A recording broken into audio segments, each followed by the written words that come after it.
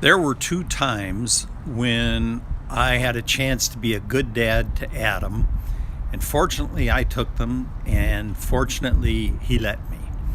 So I got to go back. What would it be? About 57 years. I was a little boy in Peru. My dad was working on construction, and what he liked to do on weekends was to drive from the mine at Toquepala into a little city called Tacna, and we would stay at the hotel there. Well, so on one of these trips, he got tired of my whining.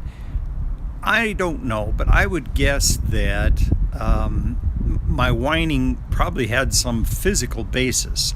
I always had chapped lips really bad, and that may have been due to the fact that my teeth were just a terrible configuration. They had what's called a cross bite, and then I probably had hay fever or something, so my nose was plugged up, and I was just one miserable little kid. So my dad got tired of me whining. He stopped the pickup and made me get out, and then he drove away and he left me. And I remember looking at this Peruvian hitchhiker sitting in the back of the pickup looking like, what the heck? Gonna drive away from a perfectly good little white kid? And so there I stood on a dirt road in the Andes Mountains, 7 years old, terrified. And I thought, if I start crying, it's not going to do me any good because, that doesn't solve any problems. Plus, if he comes back and I'm crying, he'll know that he won, and then maybe he'd do it again. So don't cry. So I'm standing there, and I put on this stone face, and I try to figure out where, how far is Tacna, how far is Toquepala. There's pumas out here, there's foxes, there's wild burros. I was afraid of all of it, scorpions. And pretty soon he came back, and he made me ride in the back of the pickup with the Peruvian, and that guy took one arm out of his coat and let me crawl in the coat with him. Okay, so then, would it be about age 32, something like that? I went off and I did the Landmark Forum, and it really opened my eyes about what my perspective on the world was. And when I came home and sat down with Jackie and told her all about what I'd got from it, she said, I did not know this about you until just now, but you've had a stone face on for years, and you don't now, so go back and get some more of whatever that was. So I did. I got a lot more of it. And so then a few years after that, my brother Duncan and I went for a walk, and we took the three kids.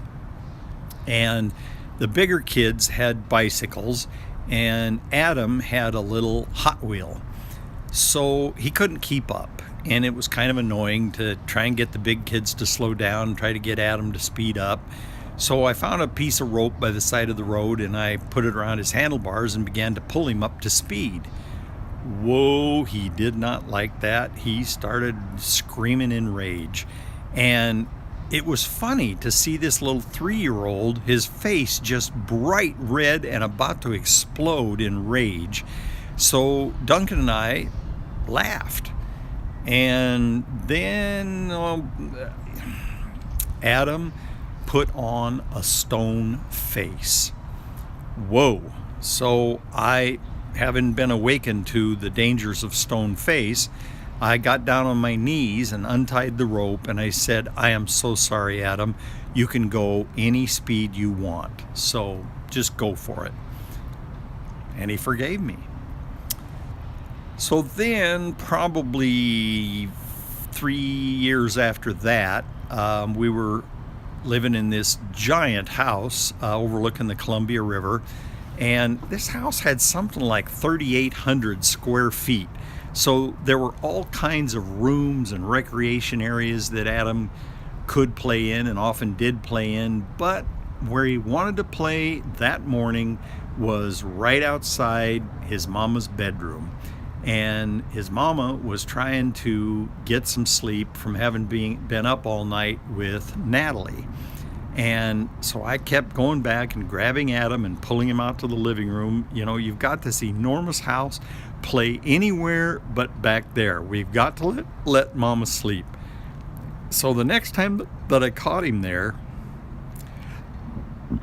being a really bad dad, I grabbed him under his chin and the back of his head, and I picked him up by his head. And I carried him out to the living room, and I said, "Now, damn it, you stay out here." And he did. The next morning, he and I were always the first ones to get up. So the next morning, we're sitting out in the living room, and he comes over unprovoked. He comes over and he starts wagging his finger in my face, and he says, "I did not like that yesterday when you picked me up." Well, it was kind of funny the way this little guy was wagging his finger at me. But fortunately, I did not laugh. And I said, "Well, I am very, very sorry. Can you forgive me?" And he did. He crawled up in my lap, and we hugged each other and talked for a little while. So that kid has really been a forgiving, loving little boy.